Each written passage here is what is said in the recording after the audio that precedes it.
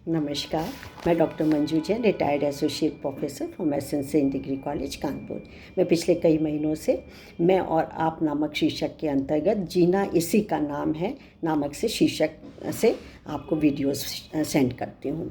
तो जिसका मकसद ये होता है, और ख़ास तर मैंने ऐसे किरदार लिए हैं, ऐसे कैरेक्टर लिए हैं जिनका बचपन बहुत ही अभावग्रस्त था, बहुत ही तकलीफ़ों में गुजरा था, जिनके माँ बाप बहुत गरीब थे या फुटपाथों पे रहते थे या ट्रेन के डिब्बों में अपनी गुजर बसर करते थे, और 1 2 3 महीने नहीं, कई कई साल उनका गुजारा इसी तरीके से फुटपाथ पे या रेल की बोगियों में होता था। और पैसों का इतना अभाव था कि उनके संरक्षण देने के लिए या तो फुटपाथ होता था या रेलवे स्टेशन ही हुआ करता था। तो और ऐसे किरदार जो गरीबी में अभावग्रस्त रहे हैं, फेलुअर रहे हैं अपनी ज़िंदगी में, ऐसे लोग आगे चल करके अपनी इच्छा शक्ति से, अपनी दृढ़ शक्ति से, अपने आत्मविश्वास से कहाँ पहुँच गए। आज लोग उनके उदाहरण देते हैं लोगों को, और कई सम्मानों से उनको नवाजा जाता है। तो इसी कड़ी में मैंने एक कैरेक्टर आपके लिए खोजा है, जो कि असम की महिला हैं, जिनका नाम है बीरूवाला राभा। ये समाज सेवी हैं।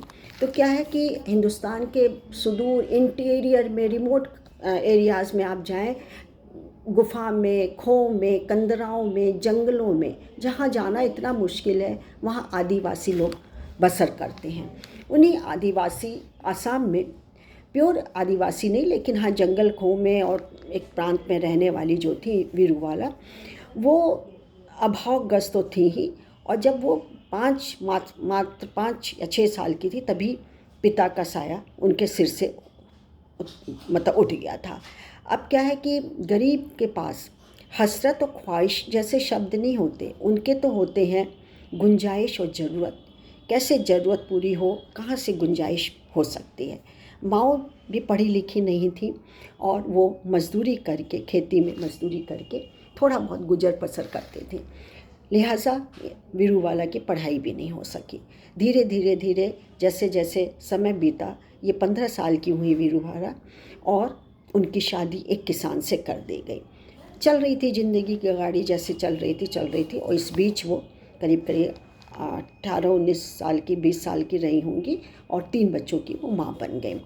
अब ज़िंदगी ठीक ही ठाक चल रही थी, लेकिन क्या हुआ कि एक दंश उनको बार बार कचोटे जा रहा था कि यहाँ पर अंधविश्वास, यहाँ पर कुप्रथाएं बहुत प्रचलित हैं, और मेडिकल एड के नाम पे, डॉक्टरी इलाज के अलावा यहाँ तंत्र मंत्र और झाड़ फूंक बहुत हुआ करती थी, और उसमें कई लोगों की जानें भी चली जाती थी। ये दंश उनको साल गया, और तब तक हुआ जब उनको एक मौका मिला कि इनका एक बेटा था जो सबसे बड़ा, वो टाइफाइड का मरीज़ बन गया। टाइफाइड का मरीज़ को ठीक करने के लिए डॉक्टर की तो नहीं उनको मिली, लेकिन एक साधु बाबा थे, उन्होंने कहा कि ये गर्भवती कोई डायन है, उसका साया इसके ऊपर चढ़ गया है, और ये झाड़ फूंक रोग से मिटेगा, और इस डायन को भगाना पड़ेगा, इसके सिर से भूत उतारना पड़ेगा। वो इसलिए राजी नहीं, और घर पे ही उसकी रेख के सेवा की, और आशातीत चेंज आ गया। वो बच्चा ठीक हो गया, उनका बेटा बिल्कुल ठीक हो गया, बल्कि पहले से ज़्यादा हिष्ट पुष्ट हो गया, चलने फिरने लगा, अच्छी खुराक उसको मिली, वो बहुत अच्छा होने लगा। अब तो उनको पूर्ण विश्वास हो गया वीरूवाला को कि ये जो है अंधविश्वास, या जो कि यहाँ के लोग इसमें फंसते हैं, उसको हम दूर करेंगे। और उन्होंने समाज का और समाज सुधारकों का, एडमिनिस्ट्रेटर का दरवाज़ा खटखटाया कि देखिए, मेरा बच्चा तो भला चंगा पहले से भी अच्छा हो गया, और इस तरीके से लोग जो साधु संत और महंत और ये सब होते हैं, लूटते हैं इसमें। अब किसी की रोग दिक्कत तो नीम हकीमों के पास जाना तो उन्होंने बंद ही कर दिया।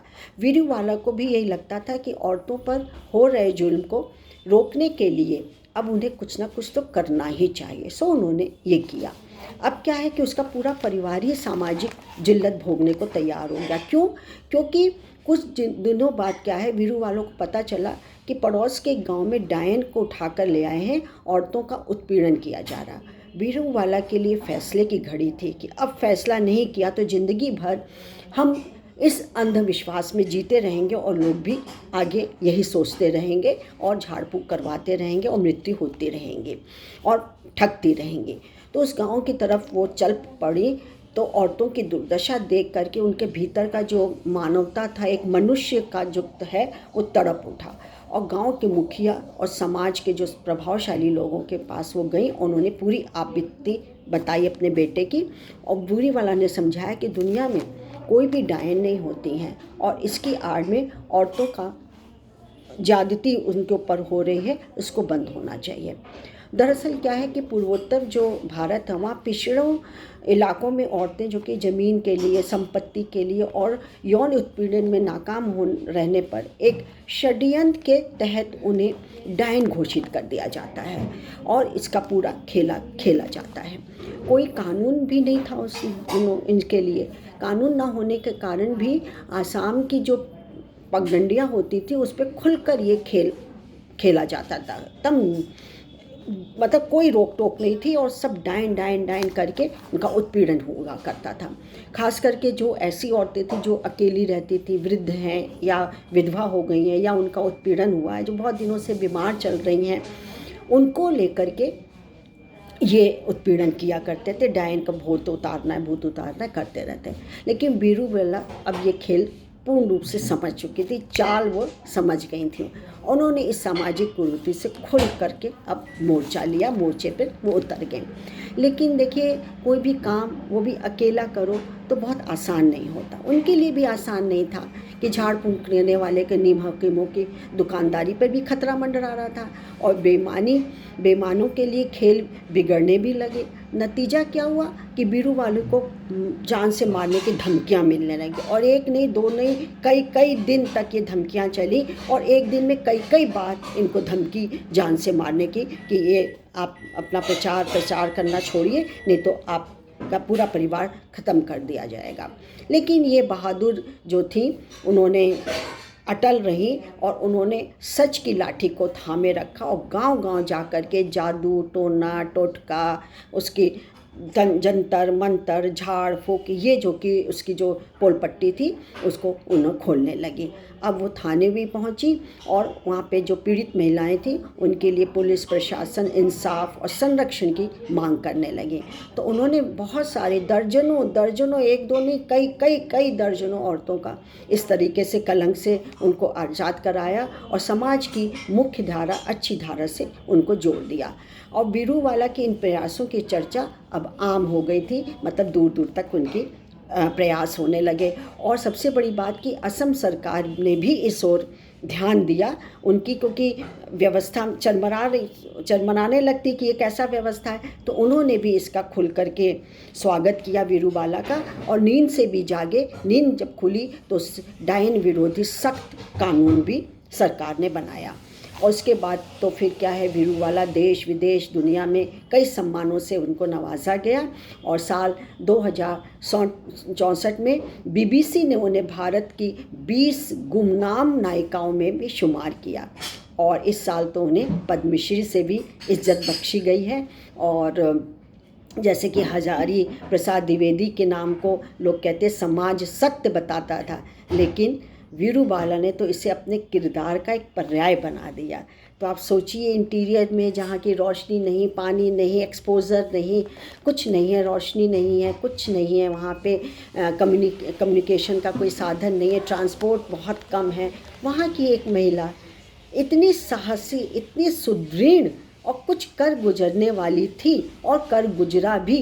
अंधविश्वास की जकड़न से लोगों को निकाला और एक सामाजिक आज़ादी उनको दी, इस बंधन से मुक्त किया। कितनी उत्पीड़न होता था उनके ऊपर मानसिक रूप से, शारीरिक रूप से, कि उनको दहल गई थी इस चीज़ के लिए।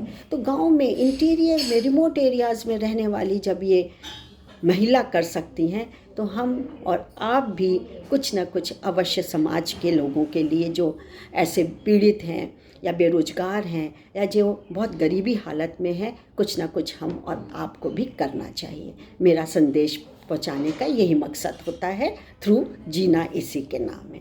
आज के लिए बस इतना ही। फिर मिलूँगी आपको एक नए जीना इसी के नाम के किरदार के साथ। तब तक मुझे आज्ञा दीजिए। नमस्कार। Thank you.